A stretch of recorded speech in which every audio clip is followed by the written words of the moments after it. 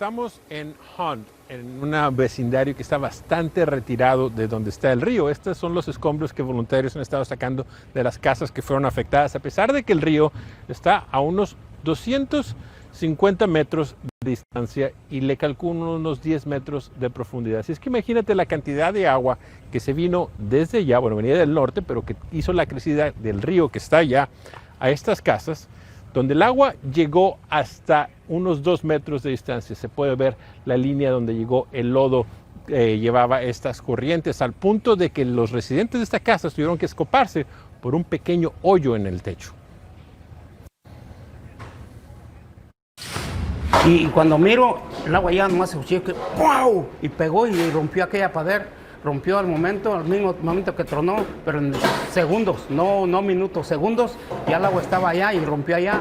Yo estoy aquí flotando y yo le digo a mi hija se queda en ese cuarto y le digo, hija, súbete a la hora arriba, está la escalera en esta posición, así está, ¿ok?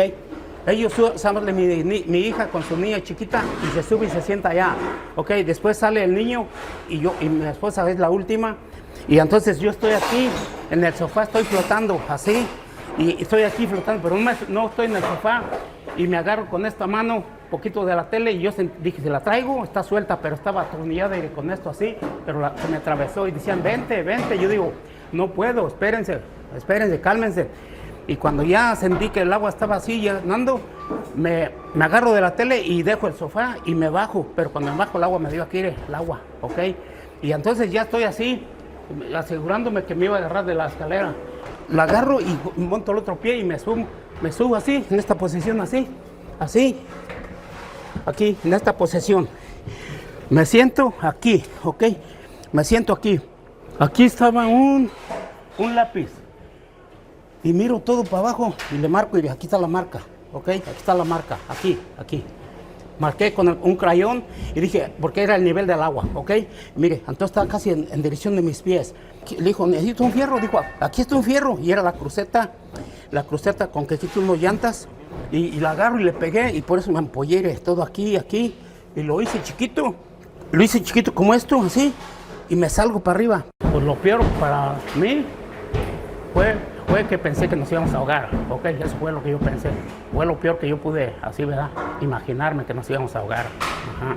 ¿Toda la familia? Toda la familia, pues ya cinco que estábamos aquí. Reconoce que también hubo un momento en el que su familia estaba arriba, él era el último y dijo, quizá él era el que no sobreviviría.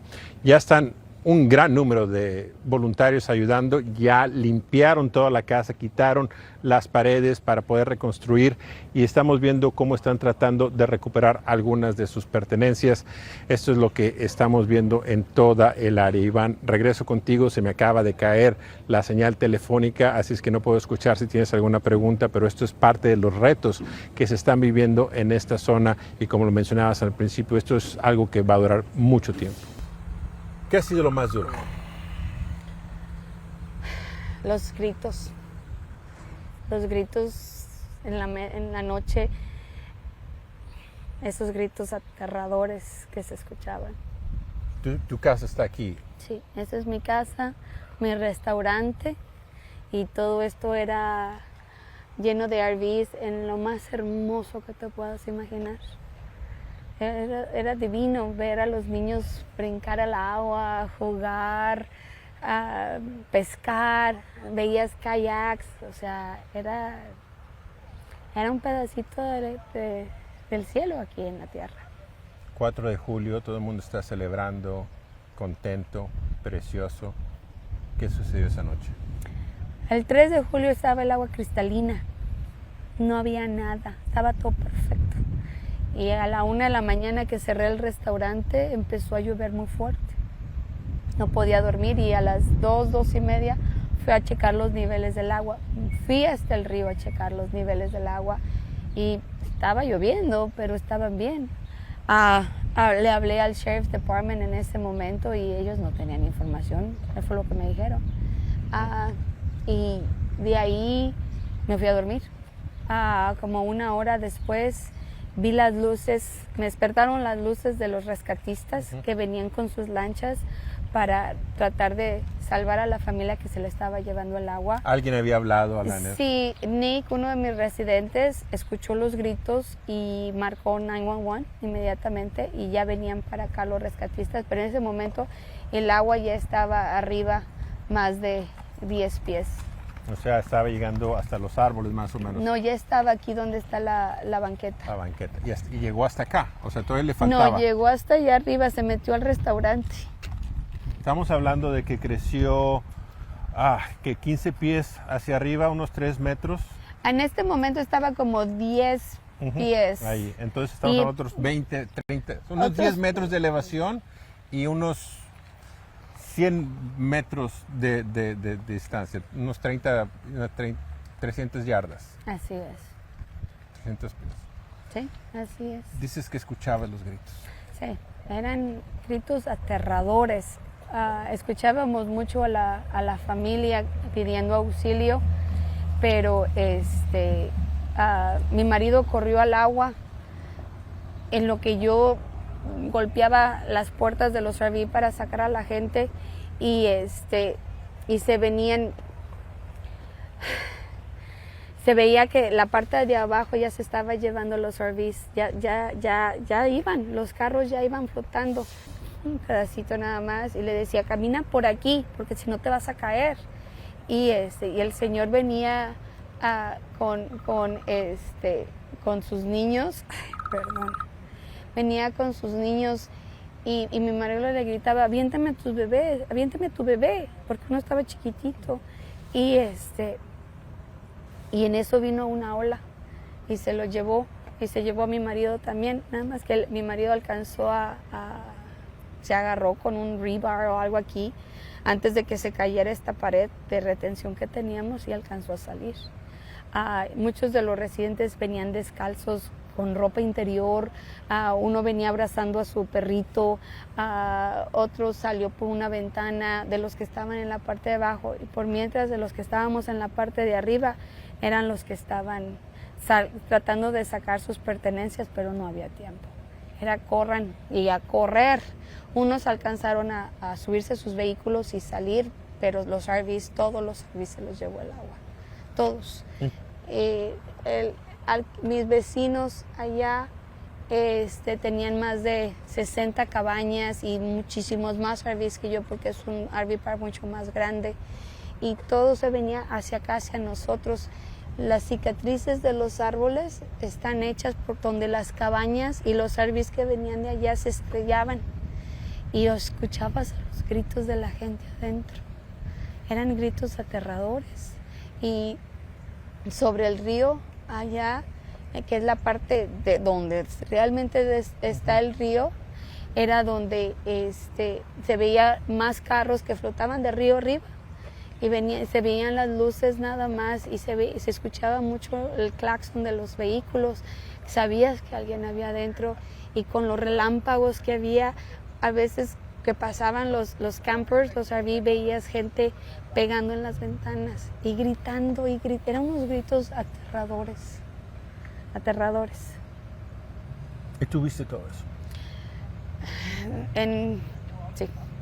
Evidentemente, a medida que pasan las horas, lo más apremiante, por supuesto, que es la ayuda, la solidaridad, el trabajo codo a codo, hora a hora, minuto a minuto, para esta búsqueda y rescate de sobrevivientes. Déjame decirte que hoy en la mañana, en su conferencia matutina, la presidenta de México, Claudia Sheinbaum, pues daba ya una actualización en cuanto a la información relacionada con los mexicanos y estas catastróficas inundaciones en Texas. Decía que por el momento se mantienen 2 personas, 2 mexicanos fallecidos, lo que tú hablabas, esta pareja originaria del estado de Querétaro y que tenía décadas de vivir y trabajar en Estados Unidos, y que bueno, desafortunadamente fallecieron por esta tragedia, por estas catastróficas inundaciones. Pero agregaba algo muy importante, es que en las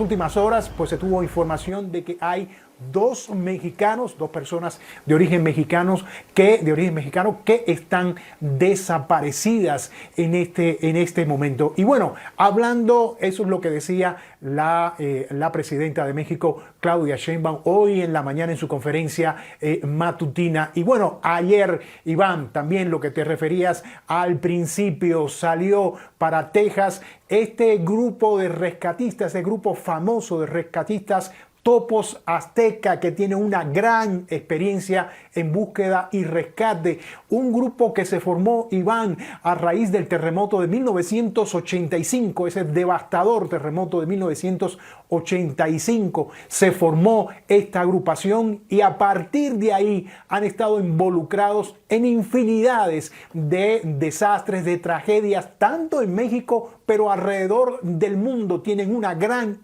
experiencia, Iván, en lo que tiene que ver con rescates de personas que quedan, incluso cuando se dan estas tragedias, atrapadas en los escombros, en las ruinas que son destruidas, ya sea por un sismo, por un deslave, por las propias inundaciones. Partieron ayer y se van a sumar a otros grupos. Acuérdate que desde el fin de semana ya se encontraban ahí una agrupación de bomberos, Fundación 911, que también están trabajando codo a codo con las autoridades de protección civil, rescatistas de Estados Unidos en todas las labores de rescate. Pero escuchemos parte de lo que nos dijeron antes de salir hacia Estados Unidos. Nosotros ayudamos independientemente de raza, de religión, de credo político, de situación económica, de género.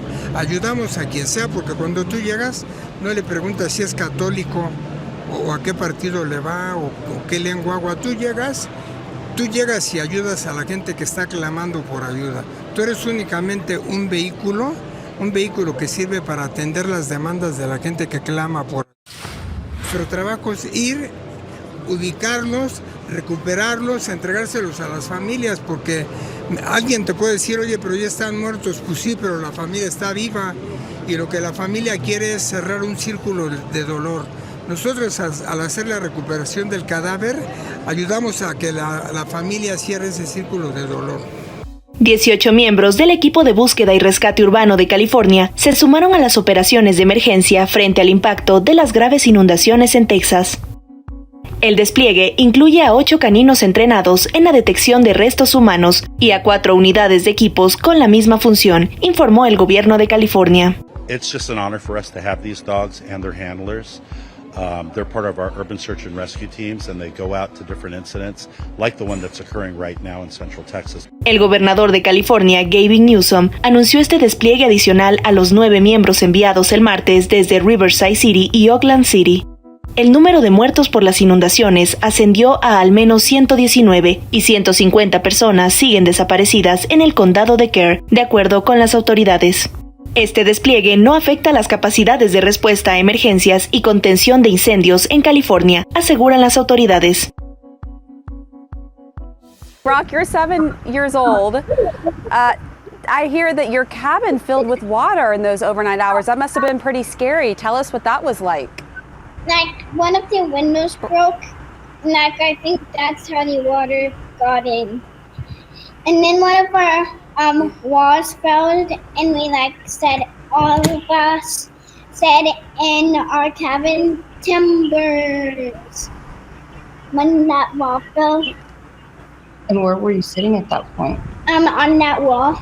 On the rafters? No, on that wall that fell. Oh my God. And no, you weren't there. Braden, why don't you tell us about that and what your experience was like? Well, my experience was waking up at 4 in the morning, hearing kids screaming from outside, and then really loud thunder, lightning everywhere. But my cabin didn't flood. I wasn't in the same cabin as Brock. Cabin 6, 5, and 34 were really messed up, and I just got worried about him more than worrying about myself. Yeah, you were worried about your baby brother. And what was that like when you were reunited with him, Braden? Are you outside? I was very relieved. Very relieved. And what we're seeing here at Drew's Park is strangers coming together.